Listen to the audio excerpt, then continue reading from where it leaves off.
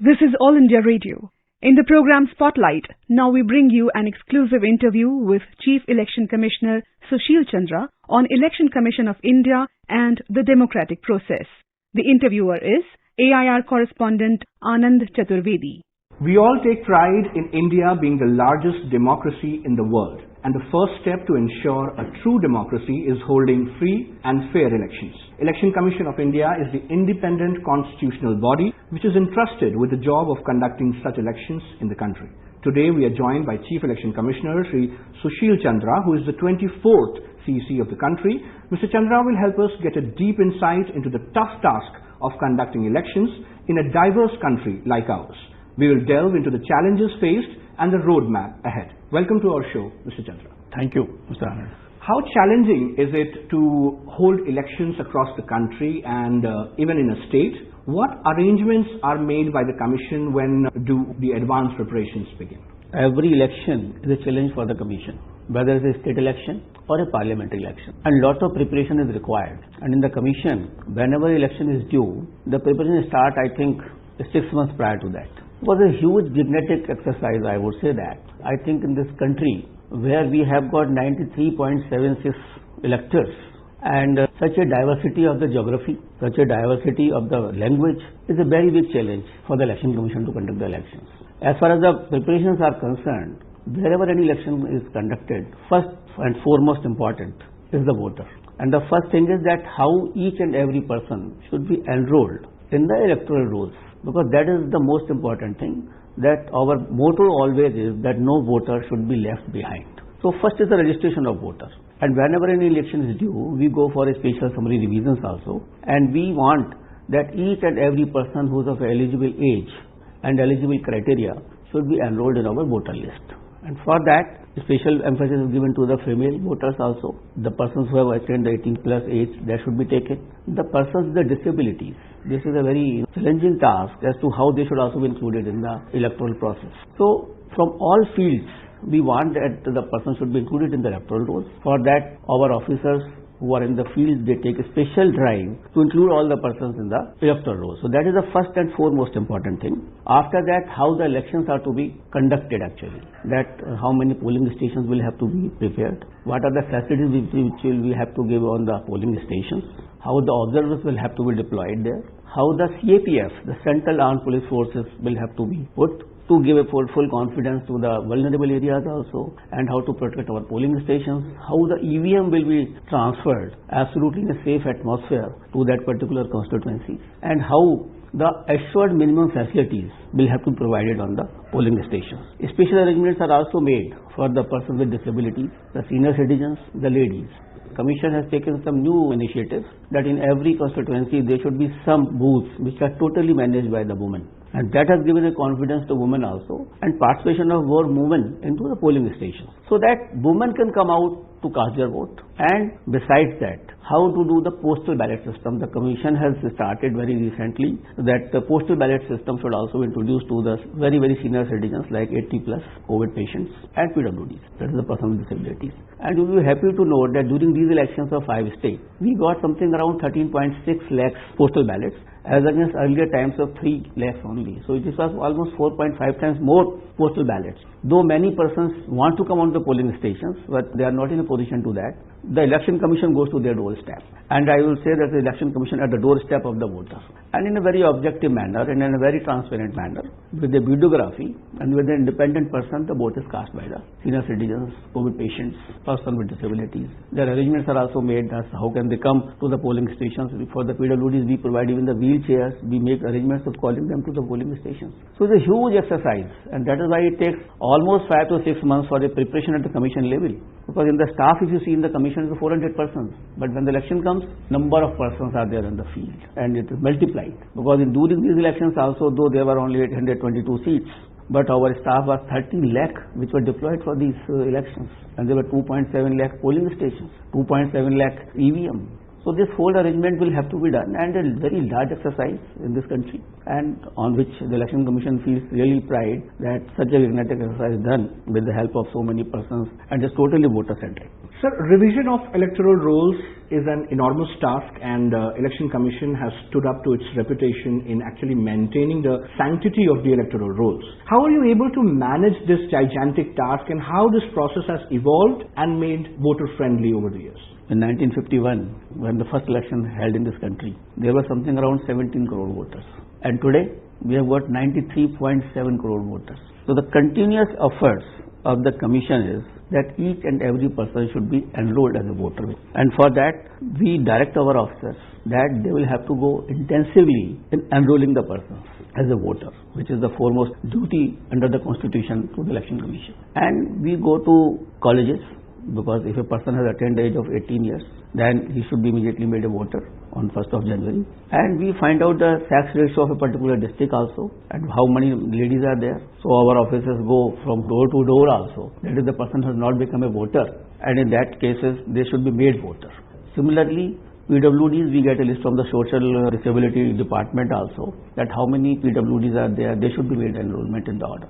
So it is a very inclusive exercise, and we also give lot of publicity, and that's summary revision also whenever elections are due, so that the persons can come, and we have used the technology also to that, the Voters Helpline app. You can go to that app, you can file your application for becoming a voter, and the persons come forward for this thing. And this year, we have given a new system from 25th of January, our National Voters Day, that the new voters can come on to the online and they will get a e-epic.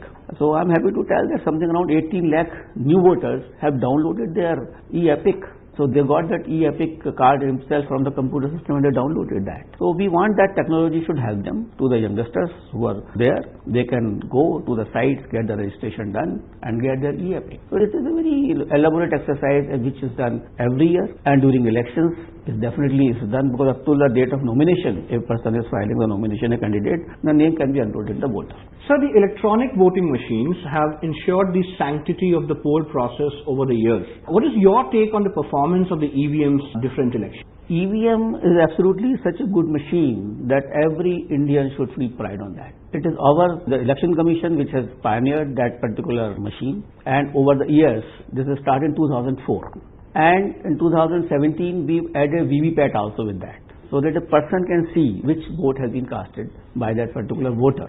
And so far, from 2004, and now we are in 2021, 132 assembly elections have been conducted, and 4 parliamentary elections have been conducted through EVM, because there should be credibility of the machine. So as per the Honorable Supreme Court decision, in every assembly constituency, 5 EVM machines count is matched with the VVPAT slips fully. 100% VVPAT is counted, and that is matched with the EVM machine. I am happy to announce and happy to tell you that during these 5 state elections also, something around 822 assembly elections were done, and 4,300 VVPATs were counted, and there was a 100% match. Not even a single error was found into the 100% counting of the VVPAT slips with the EVM. So this machine is absolutely fine machine. This gives a quick results also, with a credibility, with an efficiency, and this cannot be tampered at all. This cannot be hacked at all, because there is no frequency in this machine. So once this machine is absolutely safe, believable, credible, and it gives results in a very quick time, so the person should have a complete faith. The voter should have a complete faith in the EVM machine, and the voters have shown their faith also continuously. But we do not find any error. I think the person should absolutely have a complete faith in this machine, and this is a matter of pride for this country. So technology has played a major role as an enabler helping the election process. And how is the Election Commission harnessing the IT developments for better electoral governance? Technology is very important for any organization, and ECI has not been left behind as far as the use of technology is concerned. Right from the voter helpline, so that the registration can be done easily on the helpline, on the national portal system also. So number one is the registration of the voter, which we have used that. Second is the candidates also. They can file their nomination from last year onwards. We have given them the technological input, so that the nomination of a candidate can also be filed online. He need not to go every time for a long hours before the DO and the RO for his nomination, and he can file it online. So that is another new thing which we have started. And one more important thing is the ETPVS, that is electronically transmitted postal ballot system.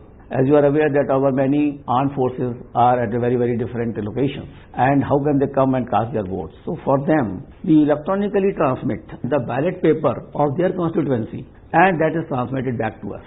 So even they can cast the vote through this process of using technology, and we transmit ballot paper to them. So this is something, that we have harnessed technology for inclusive election, because that is our duty, that inclusive, participative and free and fair elections. So that way technology is being used in including the nomination, the voter registration, the counting, the voting itself through that EVM. This is the biggest technological tool which we are using for conducting the elections. The voter turnout app, so that every stage when the counting takes place, the person knows that what is the turnout which is going on. Besides that, lot of things which are internally handled, that how the candidates will go for a rally permissions also. Even that is also on the app, the Subhidha, which we have given to the candidates. So they can go on to the online and they can find it out, the permissions of the conducting rallies and the other areas also. So these are the various technological things which we have used for our system, and we will be continuously updating our technology whichever the latest technology comes, because we are thinking even for the remote voting now,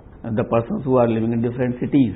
Exactly. So I was just thinking about that. Is the Election Commission also contemplating to extend it to the migrant people? Yes. So we are working on that also, and some prototypes, some models are being prepared by the persons, and we are working on that how that can be done. Even the NRI voters, how can they cast their votes? So we are working through technology as to how that can help us in making it more inclusive. So people's participation actually holds the key to success of any electoral process. How does the Election Commission engage with the citizens to ensure maximum participation in the exercise? Yes.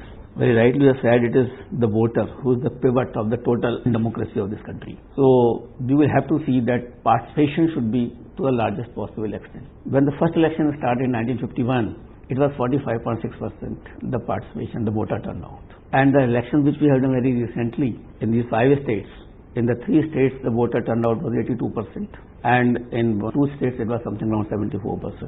So we are increasing the participation of the persons. How we can do that? We have to make them very, very aware about their rights, about their duties, and how to facilitate them to come to the polling stations. One step is that we have registered them as a voter. Second is how to motivate them to come to the polling stations. So our polling station should be so good, having a basic facilities also, and there should be awareness among those persons. So we have got a very innovative program called SWEEP, the Systematic Voters Education Program. Through that we communicate to all the persons, these are the dates of the elections, how you have to come, what are the advantages of giving the votes. And our officers in the field up to the BLO levels are very, very enthusiastic in conducting certain skits also, certain Rangoli competitions also, to invite the persons from the villages that what is going to happen. We celebrate a festival of the democracy. And if you remember in 2019, we said it is a Desh Ka Maha Tyohar. So every time we feel it is a festival. If you go during the elections to any village or any area, you will find it a festival. So we attract the persons from all areas, all walks of life, be through the web radio, through SMS, through hoardings, through media. We communicate them that it is a right, you have to exercise that. And we will have to make that for ladies, suppose. Earlier the ladies' participation was very less. But we have put all ladies booths also, which are totally manned by the ladies, including the police officers, which are the ladies, and number of more ladies into the various booths, so that they should feel safe in coming to the booths. And in vulnerable areas, because there are certain vulnerable areas in all the assemblies, we put our CAF to develop a confidence building measures, that you should come out. Nobody can stop you in casting the vote. So these are the few measures actually which we take, and we inspire them to cast their vote, and the atmosphere will have to be created, such safe atmosphere will have to be created, so that each and every person can come. Like I told you that even the senior citizens will have to be called. We arrange even the pickup facilities, the dropping facilities. For the PWDs, the wheelchairs will have to be there. So you will have to develop an atmosphere where everybody should feel that is my duty to cast the vote. And I am very happy to say that in lot of village areas, lot of semi-urban areas, the percentage is very high, because they come out in bulk and cast their votes. Thank you so much, sir. Thank you. You were listening to an exclusive interview with Chief Election Commissioner Sushil Chandra on Election Commission of India and the democratic process. The interviewer was AIR correspondent Anand Chaturvedi. The second part of the interview with Chief Election Commissioner Sushil Chandra will be aired tomorrow in the program Spotlight at the same time. This program was produced and presented by the News Services Division of All India Radio. You can listen to it on our mobile app News on AIR. This program is also available on our website newsonair.com. You may email your opinion about this program at airnsdtalks@gmail.com.